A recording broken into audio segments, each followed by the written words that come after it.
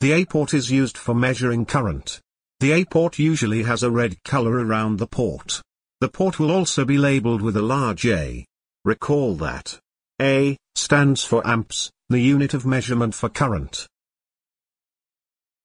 The A port will have a number next to the port label. This could look like 10A. The number in front of the A is the maximum current that your multimeter can handle. For example, your multimeter says 10A.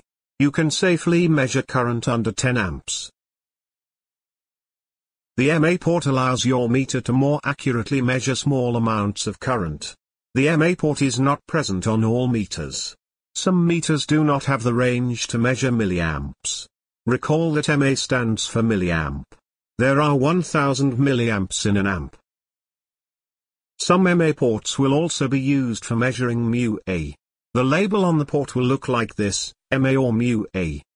Recall that μA stands for microamp. There are 1 million microamps in an amp. Using milliamp or microamps gives you a more accurate measurement.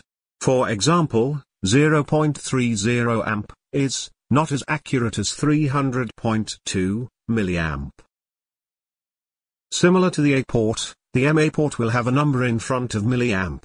This number is the maximum amount of milliamp you can safely measure while using the MA port.